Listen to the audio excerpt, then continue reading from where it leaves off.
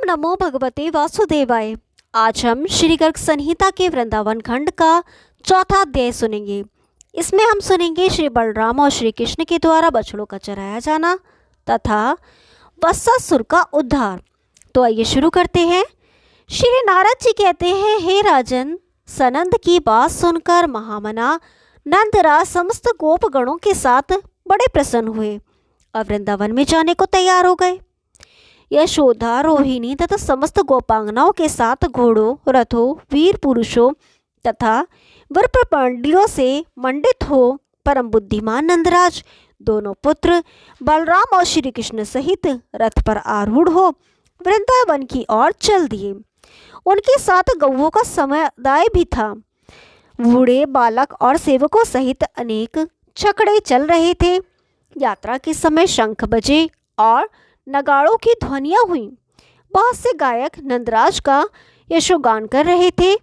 गोप वृषण भानुवर अपनी पत्नी के साथ हाथी पर बैठकर पुत्री राधा को अंग में लिए गायकों से यशोगान सुनते हुए मृदंग, ताल, वीणा और वैनुओं की मधुर ध्वनि के साथ वृंदावन को गए। उनके साथ भी बहुत से गोप और गौओं का समुदाय था। नंद, उपनंद और छहो वृषभानु भी अपने समस्त परिकरों के साथ वृंदावन में गए। समस्त गोपों ने अपने सेवकों सहित वृंदावन में प्रवेश करके अलग अलग गोष्ठ बनाए और इधर उधर निवास आरंभ किया। वृषभानु ने अपने लिए बरसाना नामक नगर का निर्माण कराया, जो 4 योजन विस्तृत दुर्ग के आकार में था। उसके चारों ओर खाइयां बनी थीं। उस दुर्ग के 7 दरवाजे थे। दुर्ग के भीतर विशाल सभा मंडल था। अनेक सरोवर उस दुर्ग की शोभा बढ़ा रहे थे। बीच बीच में मनोहर राजमार्ग का निर्माण कराया गया था। 1 सहस्त्र कुंज उस पुर की शोभा बढ़ाते थे। श्री कृष्ण नंदनगर, नंदगांव तथा वृषभानुपुर बरसाने में बालकों के साथ क्रीड़ा करते हुए घूमते और गोपांगनाओं की प्रीति बढ़ाते थे। राजन, कुछ दिनों बाद संपूर्ण गोपों के समादर भाजन मनोहर वाले बलराम और श्री कृष्ण वृंदावन में बछड़े चराने लगे।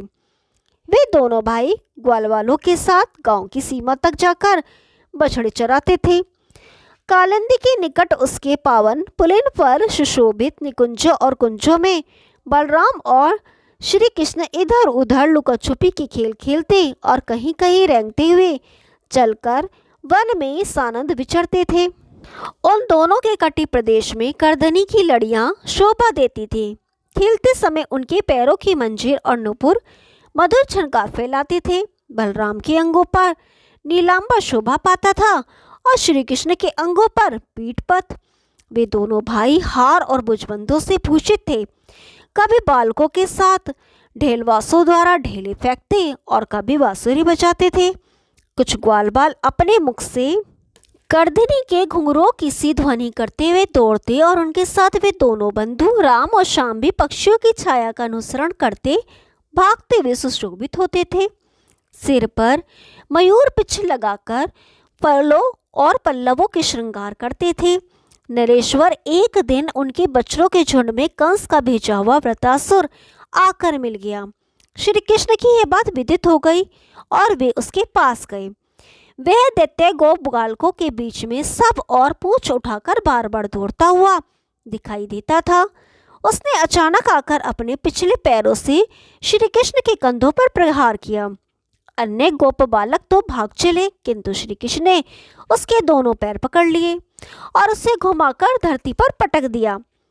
उसके बाद श्री हरि ने फिर उसे हाथों से उठाकर कपित्थ वृक्ष पर दे मारा।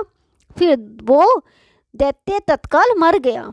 उसके धक्के से महान कपित्थ वृक्ष ने स्वयं गिरकर दूसरे कपित्थ वृक्षों को भी धराशाही कर दिया।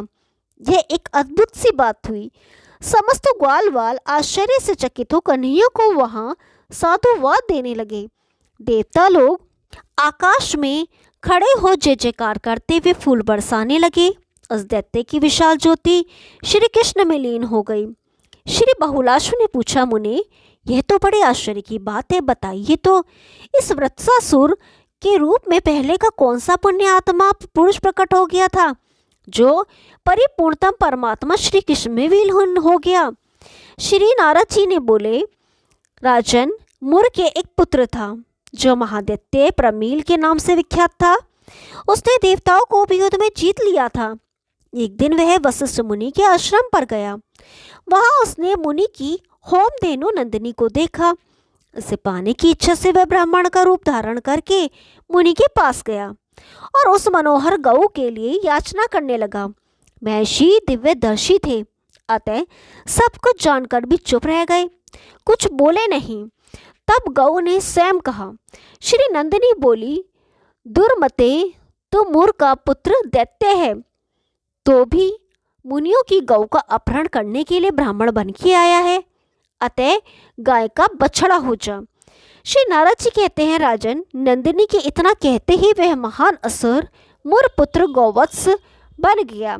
तब उसने मुनिवर वशिष्ठ तथा उस गौ की परिक्रमा एवं प्रणाम करके कहा, मेरी रक्षा कीजिए, रक्षा कीजिए।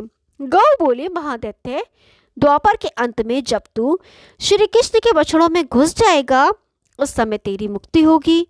श्री नारद जी कहते हैं, उसी शाप और वरदान के कारण परिपूर्णतम पतित पावन साक्षात भगवान श्री कृष्ण में दैत्य वृत्रासुर विलीन हुआ। इसमें विस्मय की कोई बात नहीं है। ओम नमो भगवती वासुदेवाय। 5वां अध्याय कल सुनाएंगे। तब तक के लिए नमस्कार।